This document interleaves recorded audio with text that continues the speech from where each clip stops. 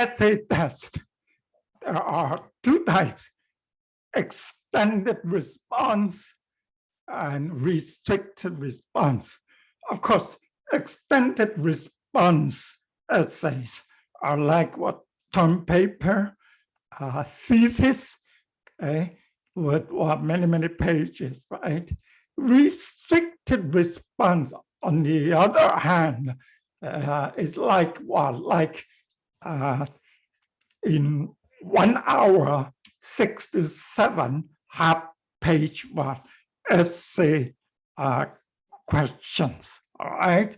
So extended response, the advantages here is examinees permit the freedom of response, that they could write whatever they want, however long. Okay? So as extended response, usually in term paper, thesis, that type of thing. Higher levels of mental functioning in terms of Benjamin Bloom's taxonomy. So synthesis and evaluation can usually be tested, all right? So essay tests, the extended response essay tests are good for measuring examinees' ability to, of course, synthesize, right? To organize ideas, synthesize ideas, and to express those ideas coherently in their own words. Okay? So essay could do the best. Disadvantages, one of the biggest disadvantages will be scorer unreliability.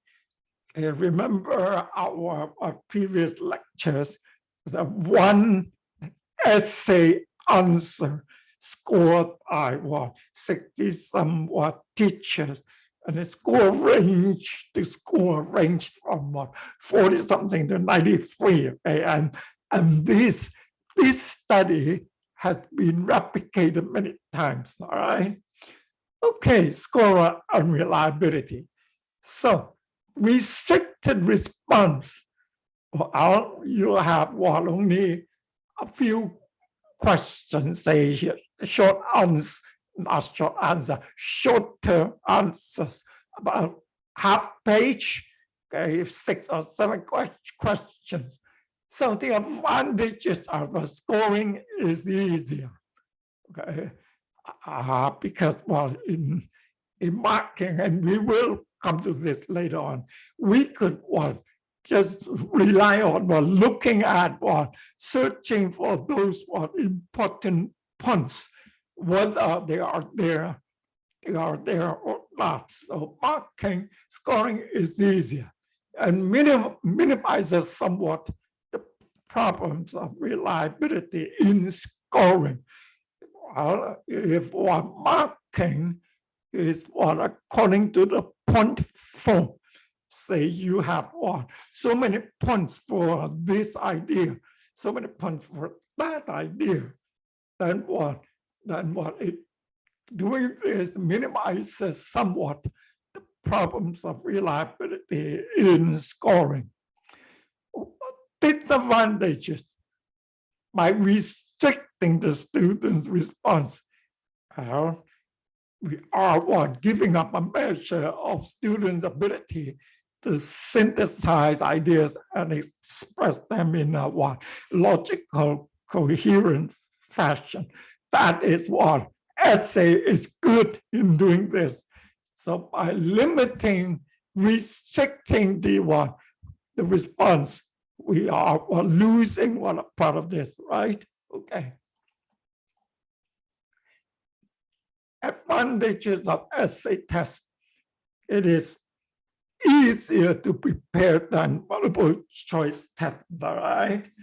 Because 6 to 7 questions within an hour, all right? Multiple choice 50 to 60, right?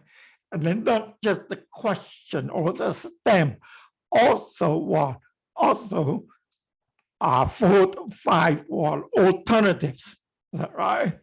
Homogeneous discharge test. homogeneous distractors are killing the item writers. And the only means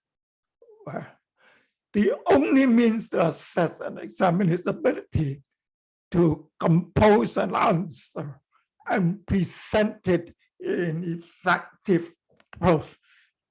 That's the only way to do that. In all objective tests, except short answer with dichotomy scoring, right? The answers are there, right? In all those test questions. Okay, and that's what most of the time we are testing what objective testing what recognition memory. While essay not only recall, but also a student's ability to organize ideas, synthesize ideas, and express those ideas logically and coherently in their own words. Test students' ability to supply, to recall, supply rather than select or based on what recognize the answer. It helps to induce a good effects on student learning.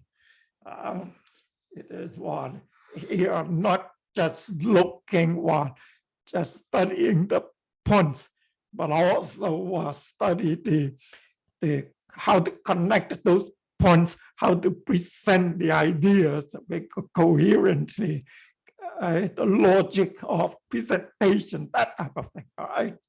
Students prefer them over multiple choice tests. The preference is significant among say third year, fourth year students, higher level students, grad studies. Okay, all right. Limitations. What are the limitations of essay test? Of course, here look at what these are the comments leveled at what essay: poor limited content sampling, and therefore poor content validity. Let's say here what in what over a year or over the semester, content coverage must be extensive. And how could 6 or 7 questions address all the content covered? And this is not the case with multiple choice, right? Multiple choice, 50, 60 items within an hour. Okay, multiple choice test could afford adequate content sampling, but not essay. Okay, and therefore poor content validity. Low scholar reliability, we discussed this. Okay? Different markers would come up with drastically different marks. Okay? This is a big problem, right? Student fails to understand the questions and therefore is not sure how to respond. This scenario happens in all tests, right? But in a multiple choice, that's 1/60 question. But in essay, 1/7, 6 or 7. Right? So the percentage is quite large. Among the time required to read and grade essay, grading essay is a killer. It's difficult to do that. It's time in terms of time span, and also it is hard to do. Hard to do it consistently. Okay, so marking essay has low reliability and therefore low validity. Okay? That is to say, the assigned mark may not reflect the test taker's ability. So that's why it's called what? It's called lack of validity. All right. Okay. All right. Writing good essay questions, some general considerations. Give adequate time and thought to the preparation of essay questions. All right. Don't do it the night one before the exam while you are taking a shower. We mentioned this several times. Measure the intended objective. Okay, so do not ask for trivial information. Okay, who discovered this? When was it done? That type of thing. Right? Wording is unambiguous. So one use the word parsimony and the KISS principle, right? Simple and clear to the student, right? So it is important, right? It's important. Don't use technical words or difficult words, okay? If the students don't understand the question, there was no way they could answer the question. Okay, the question is reasonable and can be answered by the student. And also in the allotted time, all right? The question should be written so that it will elicit the type of behavior you want to measure. So if you want them to analyze the situation, make sure what you want, you frame the question in such a way that students will analyze the situation.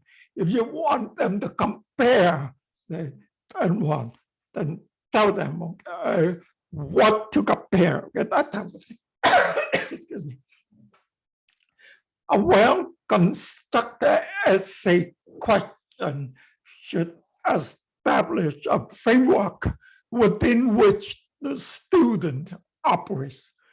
So what is it? A framework?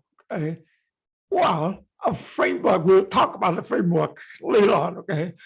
Absence of frameworks will affect not just the students, but also what? The teacher.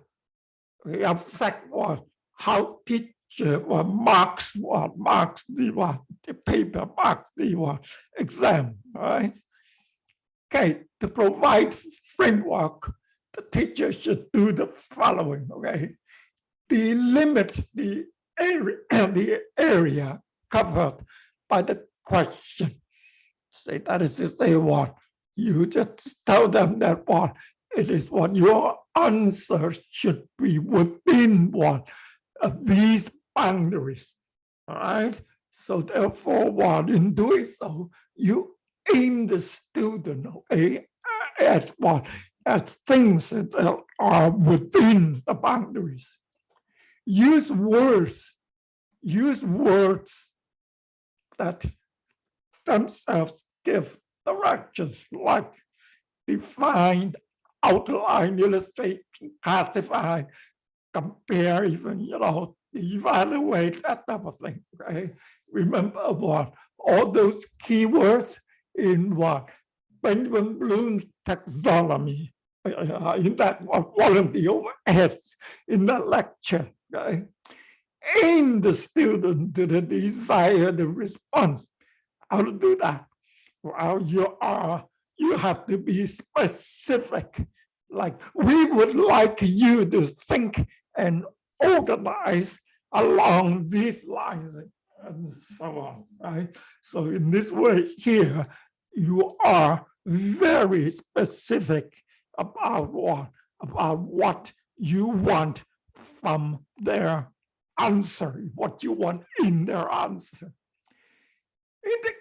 Indicate the value of the question and the time to be spent in answering it. All right.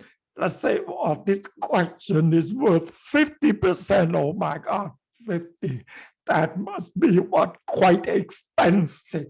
That what the time that what say you should spend what say what about half an hour in answering it.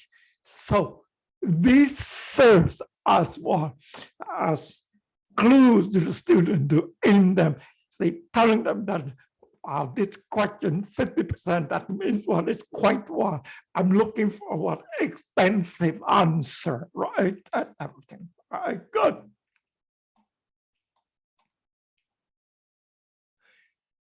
Okay, decide in advance what factors other than content will be considered in evaluation.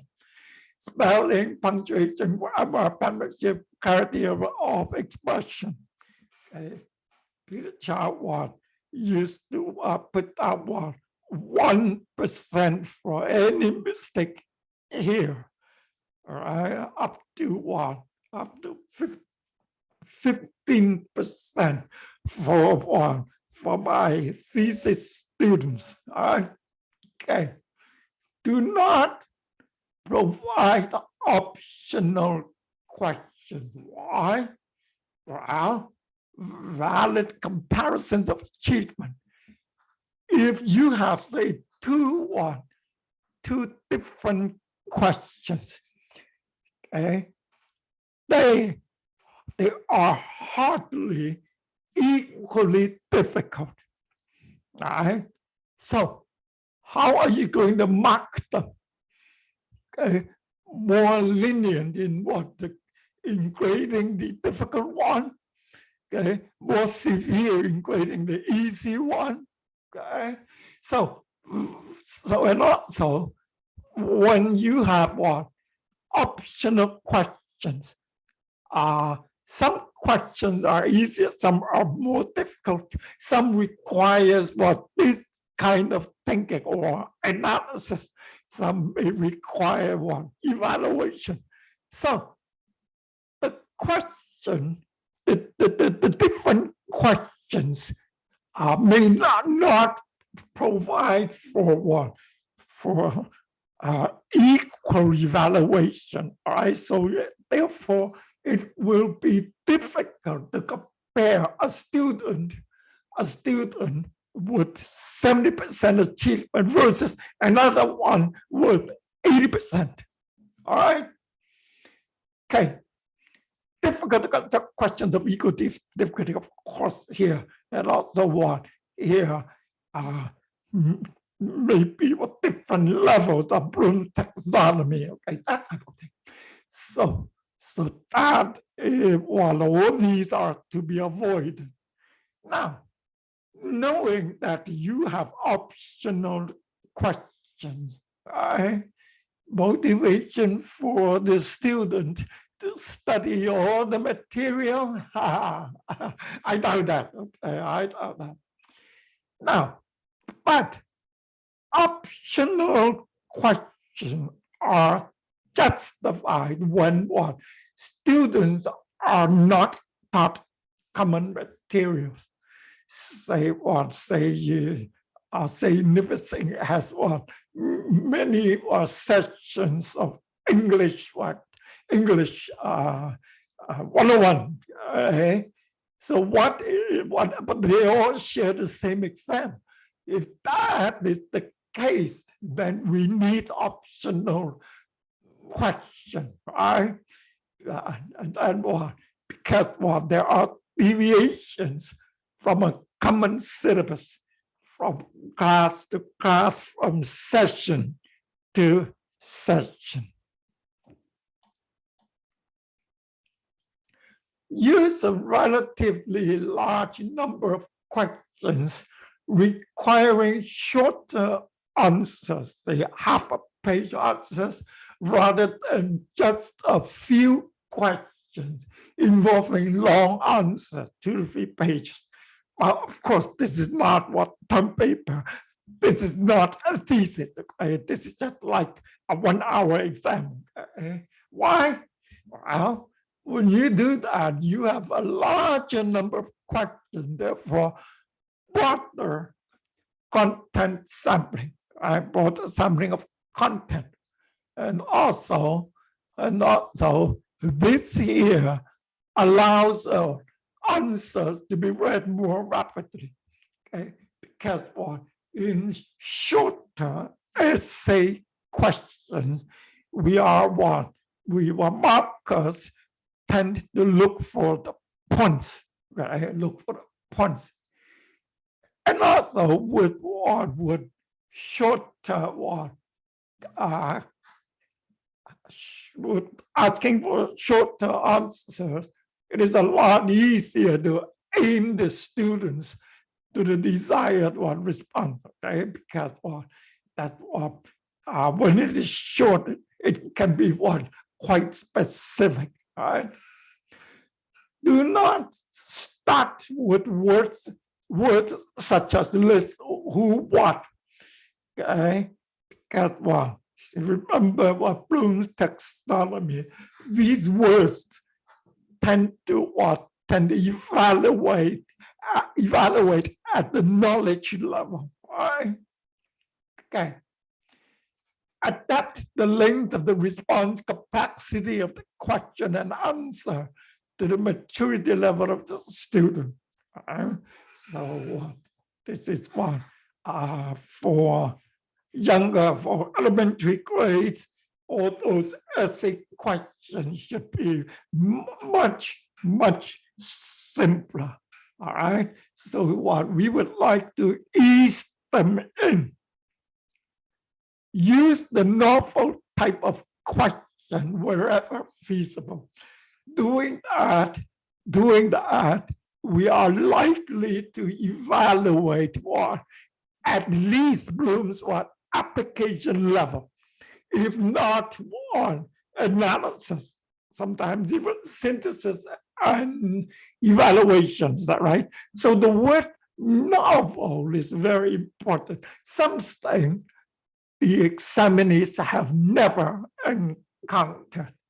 All right. So this will allow the question to assess higher levels of Bloom's taxonomies. Prepare a scoring key or model answer before the papers are graded. Well, of course, a lot of teachers won't do this, but it is a good idea to do this. Okay, and then a scoring key means what? We just put down all the points you are looking for, and model answers, let's say of essay questions. We will talk about this a bit later on. Okay. All right. Marking essays, grading. There are basically two methods: analytical and global. Okay. Analytical and global. Look at analytical. It's kind of point score method. Okay. The model answer is broken down into specific points. So the student's score is based upon the number of points contained in his or her answer. All right. So it's looking for point. Therefore, Therefore, the marker could go very quickly. And also, it is more reliable. Is that right? It is more. You see the point, you give the mark. Okay. All right. Factor one to consider in assigning point value: time needed to respond. If it takes 5 minutes to bring out the point with the context, with the arguments, versus another 1 minute, and the one that cost 5 minutes should be assigned more marks. Right? Also, complexity of the question. Complicated question should questions call for more marks. So that's natural to have this. The emphasis placed on that content area in the instructional phase, okay? Or something that is a prerequisite for what? For upper year, upper level, or for next lecture, that type of thing, okay?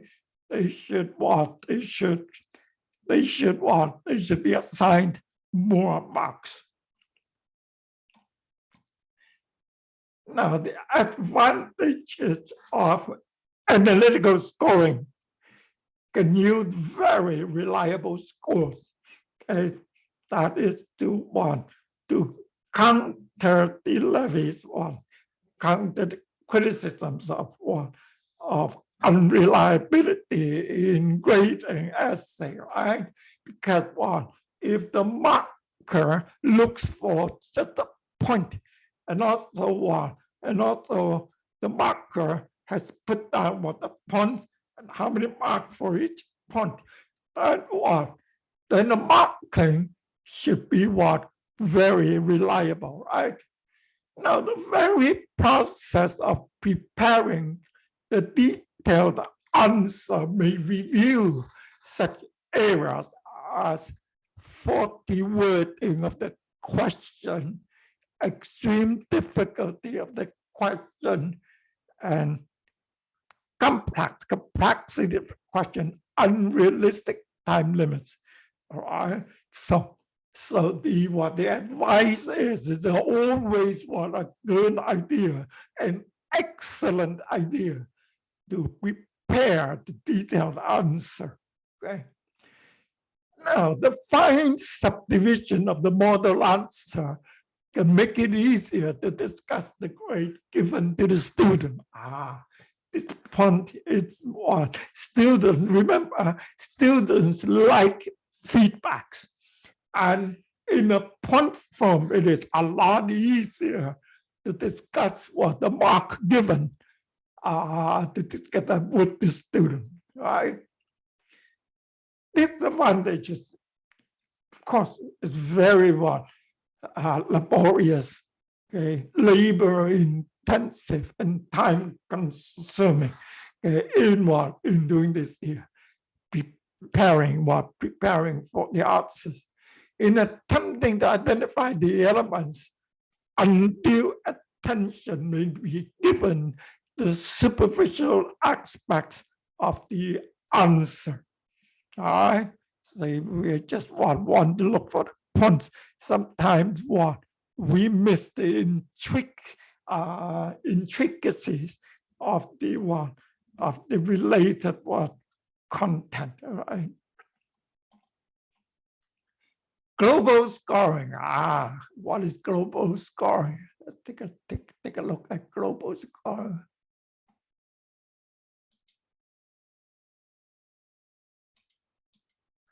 Come on, I hate this mouse. Anyway, let's take a look at global. Oh, what have I done? Okay, global scoring, holistic rating, also called holistic or rating or holistic scoring. Now, say this one, we do this here, we do this one when we mark long essay, term papers, thesis, okay, we do this here, okay? The rater is asked to establish standards or anchor points for the essay by preparing own model answer, or by selecting papers already written and let the actual responses establish the various anchor points. All right, let's say a 1 hour exam. Let's not talk about thesis. Okay? Let's have a 1 hour exam, just one long essay question. right? So how do you mark it? How do you mark them? Okay, how do you mark all these papers, all these essays? All right. One thing to do is what?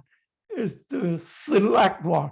Of course, you could prepare your own model answers. If not, you want establish anchor points by what? By reading the paper or the answer given by what? By some of your top students in the class. And if you check what textbooks, most textbooks advise teachers to do that. That's how you could establish what anchor points, right? Select one, all those good students, what answers, read them. Then they help you establish anchor point if you have not done A. Okay, if you have not done it, and then you keep on reading, you may add to the number of anchor points. All right. So the reader is then instructed to read the response rapidly, very quickly, form a general impression, and then and using some standard, assign a rating to the response. All right. So that is what here a single overall judgment of the quality of the paper. Okay. So now doing so is very effective when you have a large number of essays to be read. Okay. This is quick. See here, just read it quickly, read it once, form an overall judgment, and then okay, all right, 78%. Okay, disadvantages. This is somewhat subjective. In doing this here, it can be very subjective, right? And rather difficult to discuss the grade given to the student, because you're not, or you just do this here, you're not putting down a lot of feedback or pinpoint the error, that type of thing, is all right. So it is quite difficult to discuss the grade. Why do I get 56, teacher? Why? It's hard for you to explain. Factors to consider when marking an essay test. Be consistent in your grading. Okay, that is to say, you establish standard, and you follow that standard. Answer after answer, you apply the same standard. You try to be consistent. So when you are consistent, then your marking is reliable, right? So that the word consist, reliability means consistency. Okay, in general, okay, this is the true meaning. Grade only one question at a time for papers. Why? Well, for one thing, you say you have 7 questions. You grade question 1 for the entire class. Okay. Now, for one thing is that you grade question 1, the first 3 papers, or the first 3 students, you may not be consistent. But then after 3 students, after you have marked 3 papers, then you must have already established guidelines, established standard, and you are familiar with what? With the question, familiar with the answers, all right? So here you have what? Say student 1, student 2, student 3, and so on, student N. After marking one, after marking them here, okay, you are already good, and you are familiar. Question 1, you're familiar with the answers. So for the rest of them here, you can mark what? You can mark quite quickly and consistently. All right, good. Now, randomly shuffle the papers before grading them. This is a question 1, you have subject 1, 2, 3.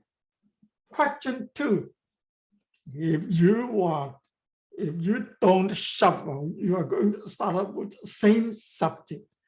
Okay, so that's not good. Okay, that's not good. You may let's say what? This is not good, not good, not good. Then the likelihood is good that what?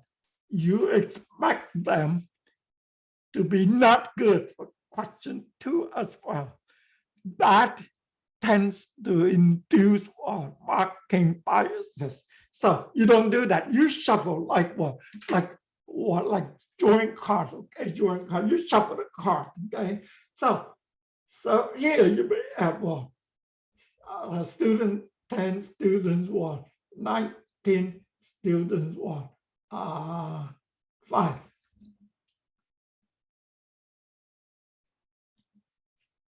So doing this here, you avoid biases, okay?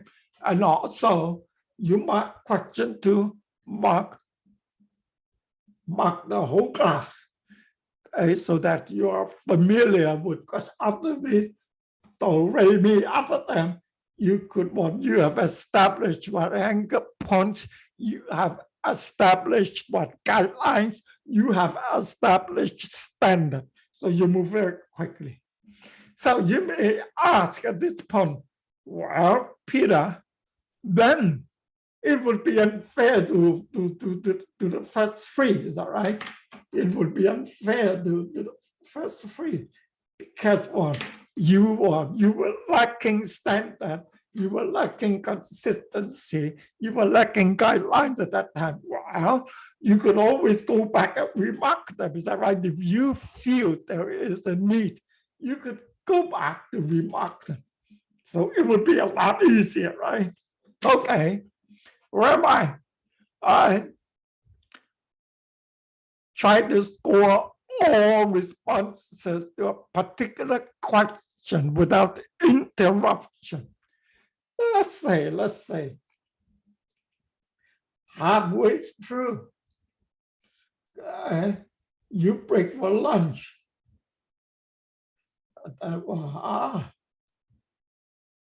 Beer or wine. Then you come back to mark these. Okay. Are you sure you still have a clear head? Are you sure you still remember all these standards, guidelines, and points here? You may have to redevelop them. So that's not good. So that means you may lose consistency. Right? So that's not good. All right. Grade the response anonymously to reduce personal bias. A lot of times you have the first page, you see the student's name. Okay. Turn the page, therefore you don't see the names. Okay, you don't see the name, then you reduce personal biases, right? Remember what I said, you look at the name, Peter Chow, oh, I hate him.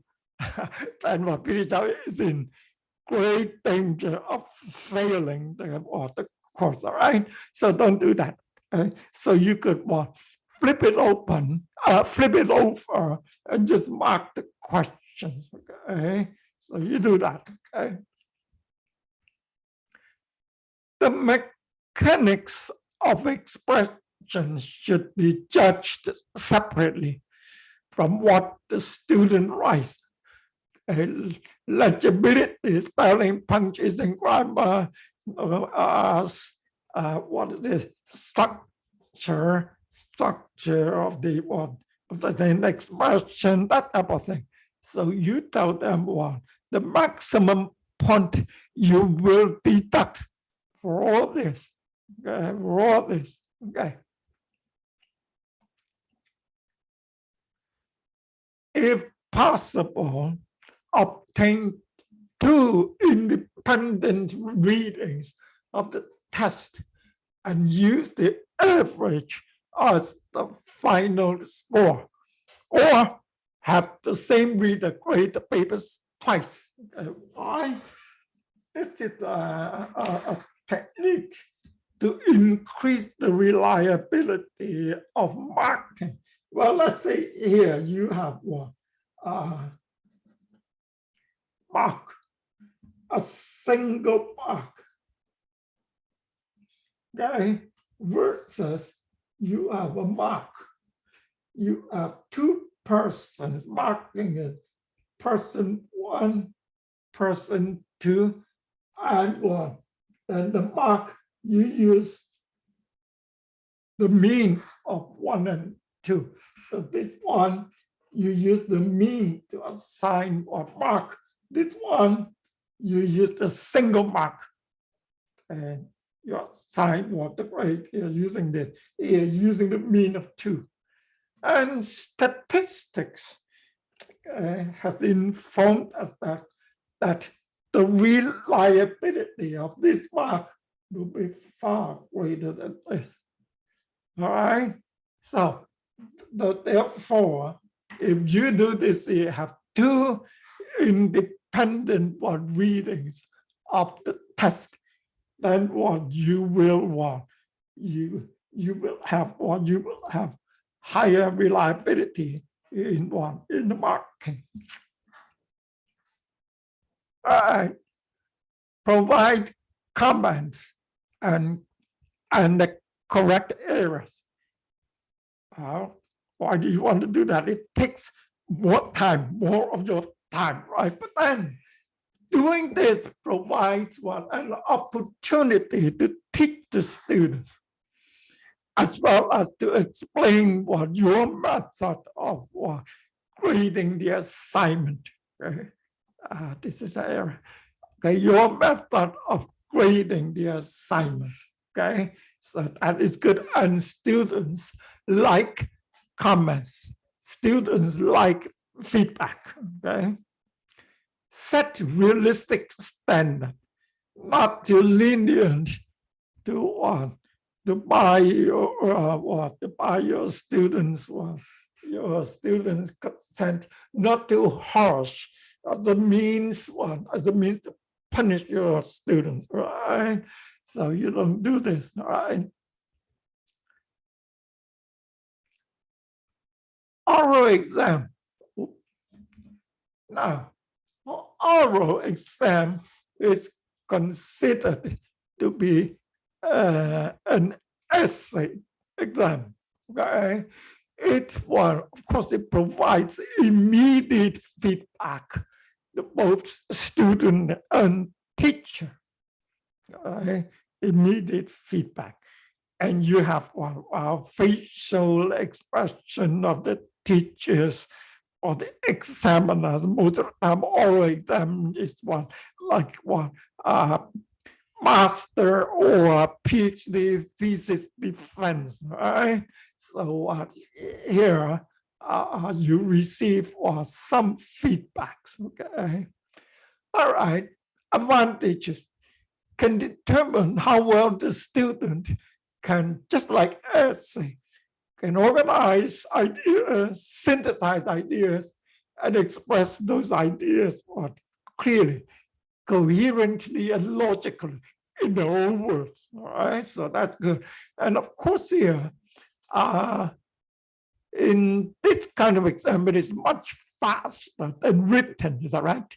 If it's the same exam, written exam would take much longer. Okay? But of course, in oral exam, you may have more than one examiner. Okay? So it is more costly. Is that right? Requires student to supply the correct answer, no guessing.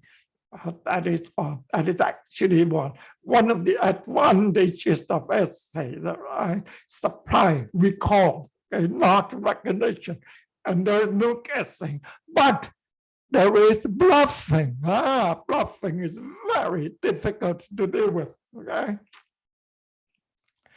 allows free response, and then student can ask for clarification regarding ambiguous question. Okay, so that is the good point. Okay, because there were interactions between the student and the examiners. Interactions are allowed. So that's good to afford more clarity if there are questions. Permits detailed prepare. What is it? Say most of the time, this happens in master or PhD defense. Okay, if say the student gives a wrong answer to a question, then the examiners may, on the basis of those mistakes, on those errors, may ask question, the probe, see how much you actually understand the issues. That type of thing, okay? They grill you until you are well done. So that's what PhD thesis all depends. Okay, you make an error, you die. Okay, for special students who have difficulty in writing, okay, who have difficulty, some sort of difficulty that an oral exam can overcome. All right. Disadvantages. Very limited sampling of content. Is that right? Most of the time, say you are asking for long answers. Right? This is an essay. Okay, so unless what you ask was half-page questions and ask 6 or 7 of them, that type of thing. But usually you cannot ask a lot of questions, and therefore limited content sampling, low rate reliability. Let's say you have 3 examiners, and we know that this is called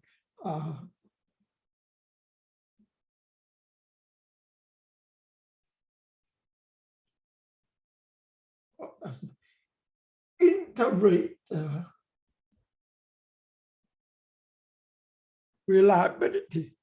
Well, let's say you have 3 examiners. Okay, E1, E2, E3. And they assign it quite a lot. But this one is okay, this one is 70%. This one maybe 85. This one maybe even 92. Then you see here, we don't have consistency, right? And therefore low reliability, is that right? So most of the time, interrate reliability in oral exams, this one is very low, right? It's low, okay, in general. Well, of course, there are exceptions, okay? There are exceptions, depends on how well they are trained, okay? Whether they have they have studied the guidelines of one marking, that type of thing, right? That type of thing. Okay, time consuming and costly. You see, what asking was say time what you want. You spend what you spend say 1 hour. Let's say 1 hour, then you have more than one examiner. Most of the time you have more than one. Okay? You have more than one, just like an interview, job interview, that type of thing. Okay, you have more than one. So most oral exams, like PhD defense, master defense, it is usually very long and time consuming, and you have more than one examiner. Say sometimes you have 5 of them. Okay. Advantages to the highly articulate students. Remember, articulate students, they are more likely to bluff really well. Okay.